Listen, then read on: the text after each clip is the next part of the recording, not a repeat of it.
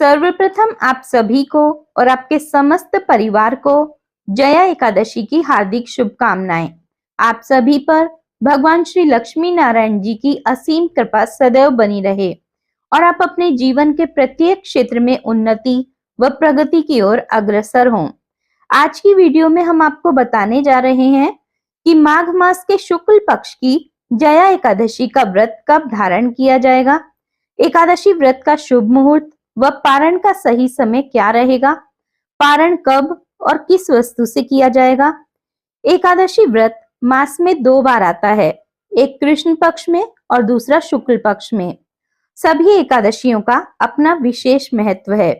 इसी प्रकार जया एकादशी का भी अपना विशेष महत्व है। इस दिन स्नान आदि नित्य क्रिया से निवृत्त होकर भगवान श्री लक्ष्मी नारायण जी का पूजन कर एकादशी का व्रत धारण कर रात्रि को जागरण करना चाहिए। एकादशी व्रत भगवान श्री लक्ष्मी नारायण जी का परम प्रिय व्रत है। जया एकादशी का व्रत करने से मनुष्य ब्रह्म हत्यादि पापों से छूटकर मोक्ष को प्राप्त करता है।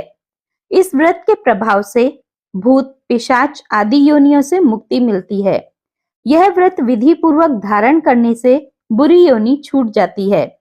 जिस मनुष्य ने एक एकादशी का व्रत किया है उसने मानो सब यज्ञ जप दान आदि कर लिए। जो मनुष्य जया एकादशी का व्रत करते हैं वे अवश्य ही 1000 वर्ष तक स्वर्ग में वास करते हैं। जो भी मनुष्य जया एकादशी का श्रद्धा व नियम पूर्वक पालन करता है उसे कभी भी पिशाच योनि में नहीं जाना पड़ता। यह व्रत करके उसका पुण्य पितरों को देने से पितरों को मुक्ति मिलती है। आइए अब जानते हैं कि जया एकादशी का शुभ मुहूर्त व व्रत पारण का सही समय क्या रहेगा। माघ मास शुक्ल पक्ष की एकादशी तिथि का प्रारंभ 7 फरवरी 2025 शुक्रवार रात्रि 9:27 से होगा और इसका समापन 8 फरवरी 2025 शनिवार रात्रि 8:17 पर होगा। इस प्रकार सूर्योदय व्यापिनी शुद्ध एकादशी 8 फरवरी 2025 शनिवार को प्राप्त हो रही है। इसलिए सभी भक्तजन जया एकादशी व्रत 8 फरवरी 2025 को ही धारण करेंगे। जया एकादशी व्रत पारण का समय 9 फरवरी 2025 रविवार सुबह 7:05 से सुबह 9:21 तक रहेगा। व्रत का पारण बताए गए समय में कर लेना चाहिए। इस व्रत का पारण गाय के दूध से किया जाता है। यदि संभव ना हो तो व्रत का पारण फल, जल व तुलसी पत्र से कर सकते हैं। एकादशी तिथि के दिन ब्रह्म मुहूर्त का समय सुबह 5:21 से 6:13 तक होगा। एकादशी के दिन सुबह ब्रह्म मुहूर्त में उठकर स्नानादि से निवृत्त होकर भगवान श्री सूर्य नारायण जी को अर्घ्य प्रदान करना चाहिए। फिर व्रत का संकल्प धारण करना चाहिए।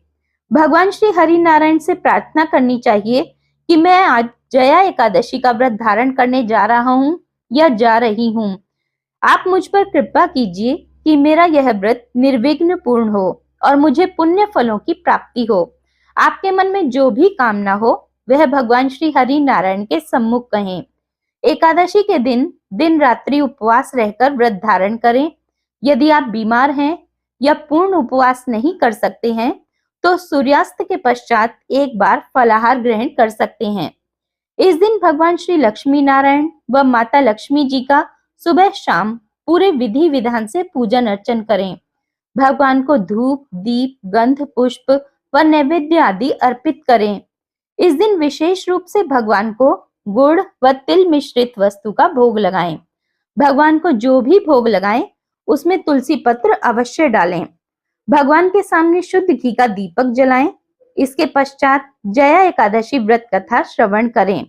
जया एकादशी व्रत कथा कहानी रूप में और लिखित रूप में दोनों ही वीडियो के लिंक आपको डिस्क्रिप्शन बॉक्स में मिल जाएंगे। इस दिन विष्णु सहस्त्र नाम या गोपाल सहस्त्र नाम का पाठ अवश्य करना चाहिए। विष्णु सहस्त्र नाम व गोपाल सहस्त्र नाम स्तोत्र का वीडियो आपको एंड स्क्रीन पर मिल जाएगा। इस दिन श्रीमद् भगवद गीता जी का पाठ अवश्य करना चाहिए, जिसका लिंक आपको डिस्क्रिप्शन बॉक्स में मिल जाएगा। इस दिन भगवान के नाम का अधिक से अधिक जाप करना चाहिए। रात्रि में जागरण करना चाहिए। द्वादशी के दिन स्नानादि से निवृत्त होकर पूजन अर्चन के पश्चात ब्राह्मणों को भोजन कराकर उन्हें दान दक्षिणा अवश्य देनी चाहिए। अपने पितरों को मुक्ति प्रदान करवाने के लिए जया एकादशी व्रत का पुण्य संकल्प करके अपने पितरों के निमित्त दे देना चाहिए। इससे भगवान श्री हरि नारायण की कृपा से पितरों को मोक्ष की प्राप्ति होती है। शास्त्रों के अनुसार एकादशी व्रत के वो महत्वपूर्ण नियम जिनका पालन हमें अवश्य करना चाहिए। एकादशी व्रत भगवान श्री हरि की प्रसन्नता के लिए किया जाता है। जो भी मनुष्य एकादशी व्रत रखते हैं और एकादशी व्रत का पूर्ण फल प्राप्त करना चाहते हैं, उन्हें ये नियम अवश्य पालन करने चाहिए।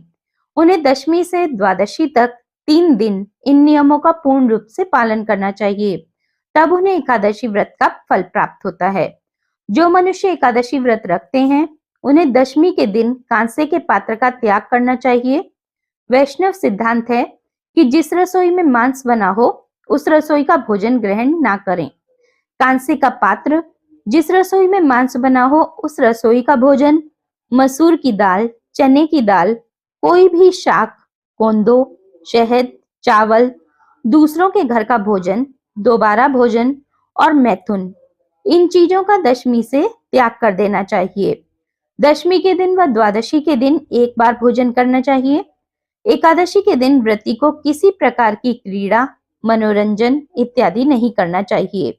सोना नहीं चाहिए, दिन में बिल्कुल नहीं सोना चाहिए, पान नहीं खाना चाहिए, वृक्ष से तोड़कर दातुन नहीं करना चाहिए, किसी की भी निंदा नहीं करनी चाहिए, चुगली नहीं करनी चाहिए, अधिकतर मौन धारण करना चाहिए, कम से कम बात करनी चाहिए, सारा समय भजन कीर्तन में व्यतीत करना चाहिए, रात्रि भी जागरण करके ही व्यतीत करनी चाहिए, चोरी नहीं करनी चाहिए, वाणी से, तन से, मन से किसी को दुख नहीं पहुंचाना चाहिए, भोग या मैथुन नहीं करना चाहिए, किसी भी बात पर गुस्सा नहीं करना चाहिए, झूठ नहीं बोलना चाहिए। एकादशी के दिन एक बार कुछ शुद्ध फलाहार ग्रहण करना चाहिए। जल और दूध ग्रहण कर सकते हैं। जल आप 2-4 बार ग्रहण कर सकते हैं, किंतु दूध और फलाहार एक बार ही ग्रहण करें, वो भी सूर्यास्त के पश्चात। फलाहार भी भगवान को अर्पित करके ही ग्रहण करना चाहिए। दूध और फलाहार सूर्यास्त के पश्चात ही ग्रहण करें। मांस मदिरा का सेवन नहीं करना चाहिए। जो मनुष्य दशमी से द्वादशी तक इन नियमों का पूर्ण रूप से पालन करता है, उसे एकादशी व्रत का फल अवश्य प्राप्त होता है। जय श्री कृष्ण। राधे राधे। जय लक्ष्मी नारायण।